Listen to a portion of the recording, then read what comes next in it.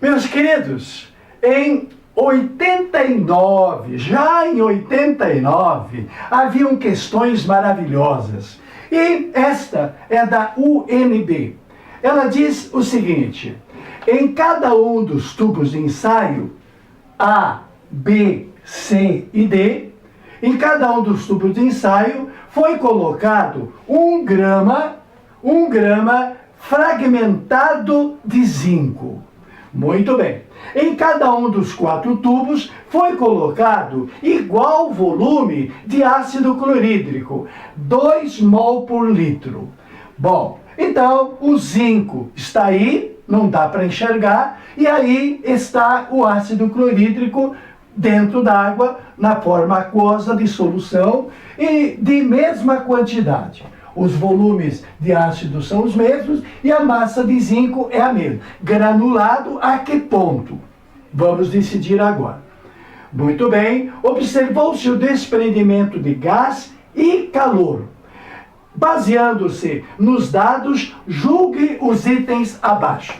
A UNB gostava, antigamente, desse tipo, em que o aluno tem que justificar afirmando se está certo ou se está errado. Ótimo tipo de questão. Bom, então, julgue os itens. 0. O item 0. O zinco, que está fragmentado aqui dentro, com ácido clorídrico, é uma reação de deslocamento, aonde o zinco entra e o hidrogênio sai. Esta afirmativa, ela está coberta de razão. Não está dando o estado físico, paciência. O zinco sólido com ácido clorídrico aquoso, dando cloreto de zinco aquoso e dando hidrogênio gasoso, que são as bolhas que a gente está vendo. Item número 1 para ser julgado, certo ou errado. A intensidade da reação é a intensidade desta reação que acontece no tubo A 10 graus, a intensidade é menor do que a reação que acontece no tubo B, que está a 25 graus. Ora, nós vimos que os fatores que aumentam a velocidade correspondem ao estado físico. O estado físico sólido é igual para todos, o estado físico aquoso é igual para todos. Então o fator estado físico não está em jogo. O segundo fator é a superfície de contato que vai entrar em jogo aqui. O terceiro fator é temperatura. Uma reação a 10 graus acontece, mas a mais do que o dobro de temperatura é muito mais eficiente. Então, de A para B está correto. A intensidade da reação em B é muito maior do que em A, devido à temperatura ser mais do que o dobro do tubo de ensaio A. Mas dizer que no tubo C e no tubo D a intensidade é a mesma, por quê? Em que estaria baseado? Estaria baseado na ideia de ser 25 graus, 25 graus e 25 graus. Em termos numéricos está correto. Porém, em termos visuais, eu estou vendo 3 bolinhas. Aqui eu estou vendo mais bolinhas. E aqui estou vendo um montão de bolinhas. O que significa uma produção de hidrogênio muito maior. E não é igual, não. Então essa afirmação, ela é falsa. A intensidade não é igual do jeito que foi escrito. Se não é igual, por que será que não é igual se a quantidade de zinco é a mesma, a quantidade de ácido é a mesma e a temperatura é a mesma? Quais são os fatores mesmo? Estado físico, superfície de contato. Disse o texto que eu li que o zinco estava granulado, mas não disse que estava granulado identicamente. Então, a granulação nós vamos concluir pela fotografia. A fotografia de 3 bolinhas, a fotografia de mais e de muito mais. A granulação em D será maior, verdade.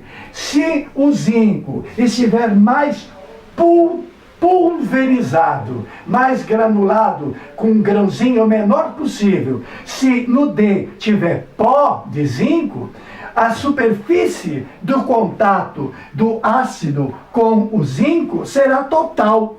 E sendo total, quanto mais contato entre o reagente e os reagentes em si, quanto mais intensidade. A intensidade da reação em D é muito maior do que em B, deve ser por causa da granulação. Não tem outra explicação, já que a temperatura é igual. E, na sequência, está correto. A granulação de C é menor do que D, porque produziu menos gás, mas é maior do que B, porque produziu menos gás ainda. Então, devo dizer que esse item está coberto de razão. Muito bem. Agora, meu amigo, nós temos uma questão que eu acho extremamente genial. Essa questão eu encontrei, eu pesquiso muito para fazer essas aulas para você. No meu livro tem essa questão, mas aqui está dizendo aonde que essa questão caiu. Ela caiu na Unicamp. Essa questão está no livro do meu amigo Edgar Salvador, que foi professor comigo no Objetivo em São Paulo, em 1975. Tu nem era projeto de gente ainda. Muito bem. O Salvador, junto com os Berco, transcreveram essa questão. Soluções aquosas de água oxigenada. Vamos repetir? Soluções aquosas de água oxigenada decompõem-se dando água e oxigênio. A figura que segue representa a decomposição de 3 soluções da água oxigenada em função do tempo, pois a velocidade que nós já medimos usando a informação da energia de ativação, podemos determinar pela sua fórmula. Como é que se determina a velocidade de uma reação química? A velocidade média, naquele intervalo de tempo, dependerá da variação da quantidade de matéria envolvida. Assim como, quanto mais alto estiver o complexo ativado, quanto maior for a energia de ativação, mais lenta ela será.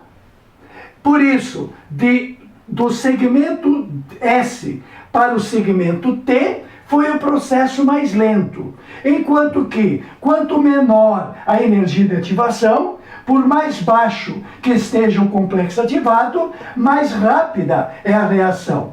A velocidade é inversamente proporcional à energia de ativação. Alta energia de ativação, baixa velocidade. Aqui, os dados serão outros. Naquele intervalo de tempo, a velocidade maior será aquela que tenha maior quantidade de decomposição. Quanto mais ΔN tiver, numerador com numerador, é diretamente proporcional. E a variação da quantidade de matéria, nesse caso, está em concentração. Qual é a quantidade de água oxigenada naquele volume que se desperdiçou naquele intervalo de tempo? Então, vamos encontrar para as 3 situações, vamos estabelecer a variação de tempo. Se este ΔT, iniciando do 0 até esse intervalo de tempo, vai implicar em que variação de matéria? Na reação indicada pelo número 1, o ΔT corresponderá ao seu início, que seria aqui em cima, até atingir a temperatura que deu esse ΔT, que vai ser mais ou menos esse intervalo. Esse é o ΔN na decomposição da água oxigenada na primeira curva. Na segunda curva, que é esta aqui, começando no início do tempo até aquele tempo para dar o mesmo ΔT, nós teremos um início começado lá em cima e terminado justamente lá embaixo. Descaradamente é o maior ΔN.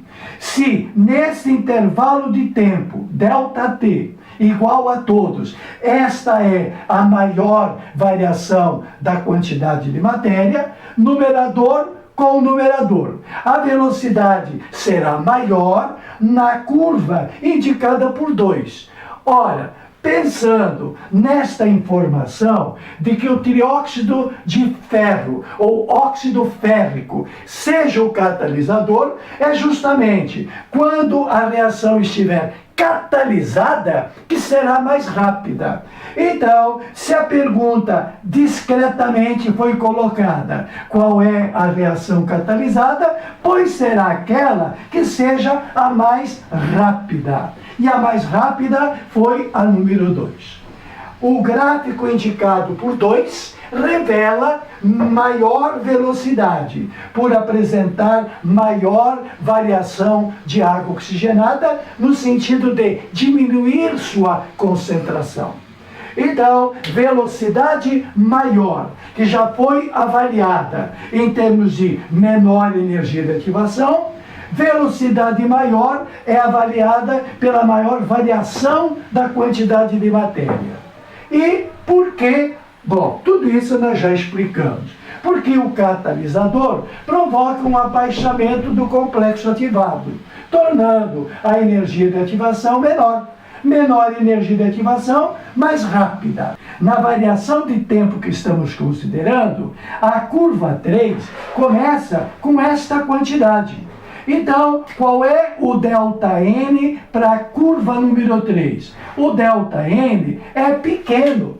Se a variação da quantidade de matéria nesta variação de tempo é a menor, a numerador é diretamente proporcional ao quociente. Quando ΔN é menor, a velocidade é menor. Então, qual das três é a mais lenta? É a terceira.